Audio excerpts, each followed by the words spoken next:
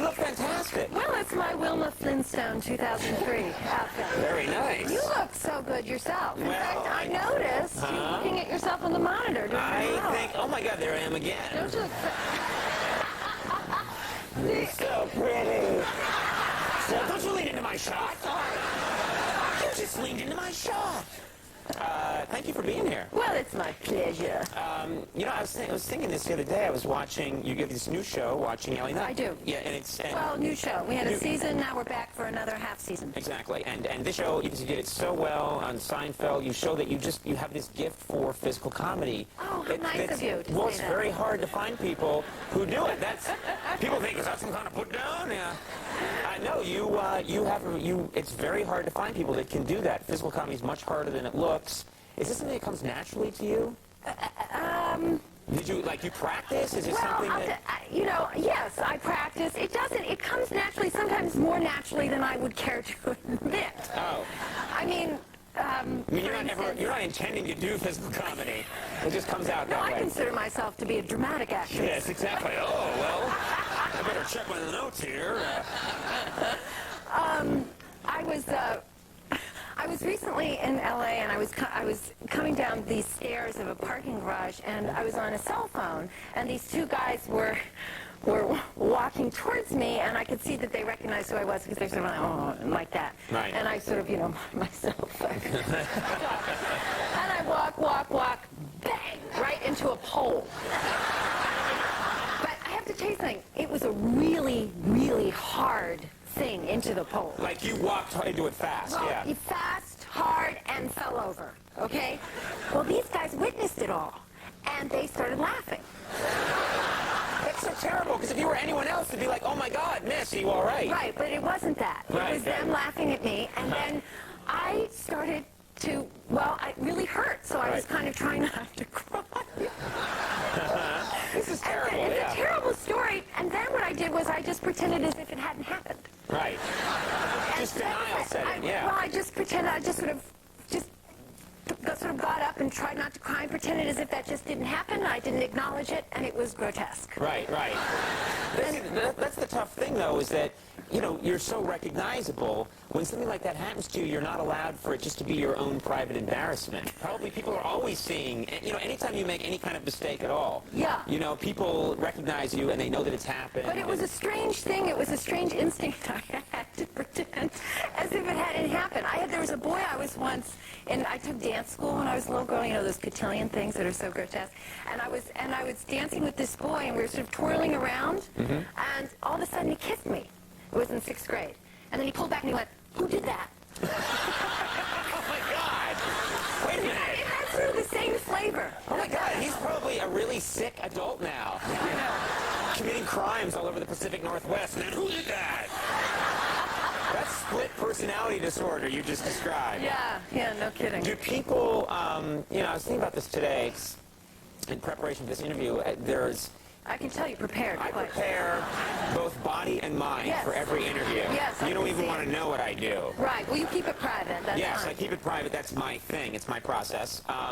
But you are so known. I'm curious. People must just think, oh, I know her, and go up to you and start talking to you all the time, just because they know you from TV. Yeah. Well, I mean, you're in their house and stuff, and their little television. So yeah, they do. I was in a restaurant once of this spa place that we were at, and this whole family came and said, "Oh my God, it's you!" and they were incredibly nice, but very sort of ebullient, if I could use an SAT word. Okay. And so you were feverish. I have no idea what you just. Yeah, exactly. I'm ebullient sometimes too. So they're very nice. Yeah. And so later I was in the spa, and so I was going to go take a jacuzzi, and I was in the women's section, and I'm about to walk down to the jacuzzi, so I didn't have any clothes on, and they happened to walk in right at that moment, and they went, "Oh, now we know what you look like naked." Who says that? Crazy people. That's insane. Crazy people. Now we know, and we're getting a pretty sketch artist. So everyone can know. Yeah. Now, watching Ellie this season, you decided you want to bring in an audience. Yes. And that helped. You like that much better, don't you? I do. I mean, do you like having these guys here? I find,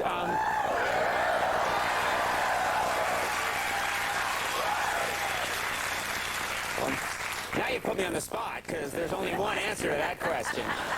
No, I despise them and loathe them. It's a double-edged sword. I would say 95% of the time, an audience gives you energy, and they give you all this power. 5% of the time, they suck the marrow out of your bones. Leave you going home sad and depressed. Well, I think for me, we did this all single camera the first season, and which is great because it looks fabulous. It's very filmic and everything. But the truth is, when you're trying to tell a joke, it's really nice to have people there to respond to it, and then you can sort of gauge your performance and everything like that. I've loved it. I will say that there are a lot of days when I don't feel like I have the energy to go do a show. I'm not feeling great, and I come out for the warm-up, and the audience is really happy, and I suddenly have all this energy that I would not have had, if we didn't have an audience. So I think it does make a huge difference. Did you know I did a show once I had 102 fever? No. I did. And in that same show, it was a Seinfeld episode. In that same Seinfeld episode, Michael Richards had to do a sort of a move with the golf clubs, and he hit me in a bag of golf clubs. Right. Split my eye. That was God. one of those situations. Yeah, those same two guys walked by and went, where do they come from? Yeah. Before we go, I wanted to ask you about something, which is you drive, and I don't own one, and I don't actually have any friends that own one. You drive an electric car. I do. Because you're very eco-responsible. I'm an environmental activist wacko type. Well, I don't think it's wacko. I think it's a very good thing. Tell us this thing. Well, it's a good thing. People are happy about it. Yeah. I've always had this prejudice against these cars, which is I've always thought if I went and got one and you were in trouble and you had to lean on the gas pedal, they'd go like 9 miles an hour. And flowers would come out the exhaust pipe. Is that the case, or is that not true? Yeah, right. Exactly. No, it goes fast. I mean, Right. Yeah, my husband got a speeding ticket in it. Sure, 85. He's probably bragging to the officer, I was doing 85 in my eco-friendly car.